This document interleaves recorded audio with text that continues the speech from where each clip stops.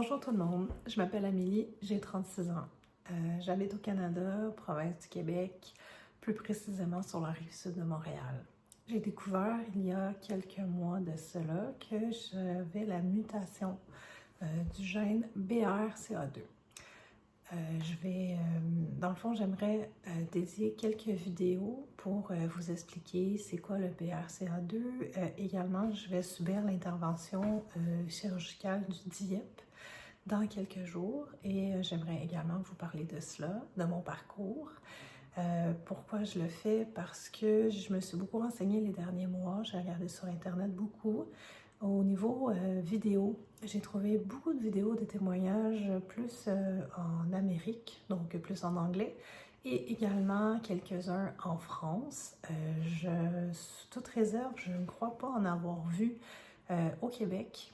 Donc, je trouve que les démarches, les solutions qui m'ont été apportées, etc., les informations sont quand même assez différentes des autres pays.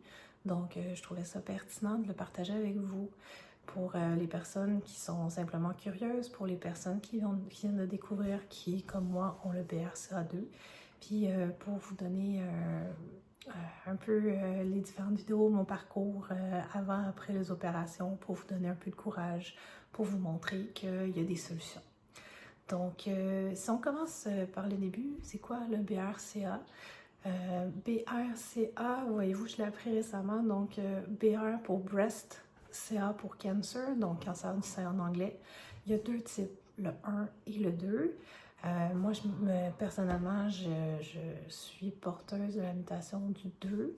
En termes, en fait, de pourcentage, mais en fait, si on peut commencer plus précisément avec qu'est-ce que c'est le BRCA, c'est, je vais dire comme il faut, là, c'est le gène suppresseur de tumeur qui est défectueux. Ça fait en sorte que on a plus de chances, ceux qui ont la mutation, d'avoir un cancer. Pour les femmes, cancer du sein, cancer de l'ovaire. En pourcentage, pour ce qui est du BRCA2, c'est 80% de plus de chances chez les femmes d'avoir un cancer du sein. Et c'est environ l'approximatif, puis 20% cancer de l'ovaire.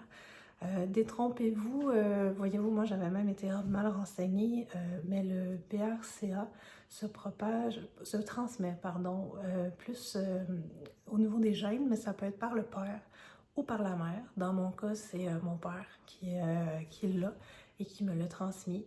Dans le fond, à partir de là, quand le père ou la mère l'a, peu importe, on a 50% de chances de l'avoir ou pas.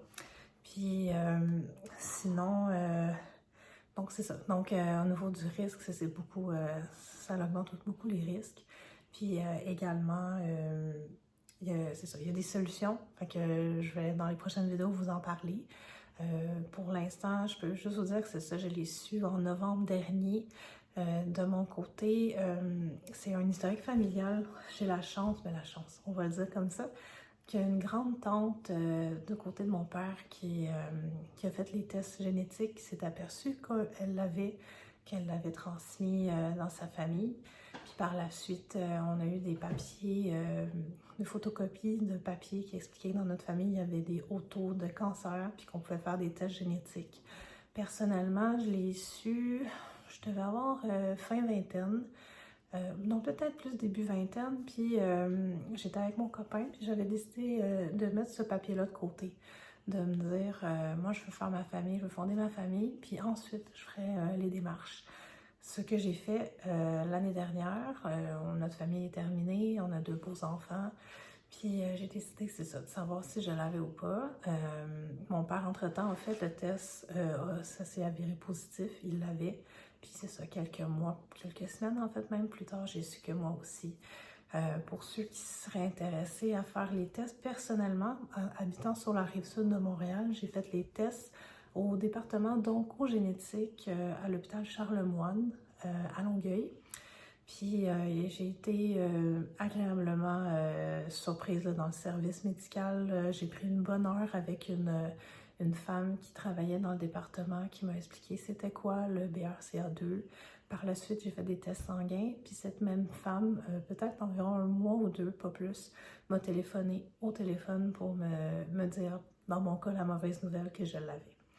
Donc, par la suite, elle m'a un petit peu éclairé sur la suite des choses, quoi faire. Donc, je vous en dis pas plus. Je vais, dans la prochaine vidéo, vous parler un peu des démarches que j'ai fait, qu'il y a des solutions. Puis, je vais terminer cette vidéo en disant, pour les 5-6 personnes peut-être qui vont l'écouter, n'hésitez vraiment pas à m'écrire via YouTube ou puis je vais pouvoir échanger avec vous si vous avez des questions, si vous voulez des conseils ou des liens, d'autres personnes à contacter qui subissent, qui ont le même parcours. N'hésitez surtout pas, on est là pour s'entraider. Puis on se revoit à la prochaine vidéo. Au revoir!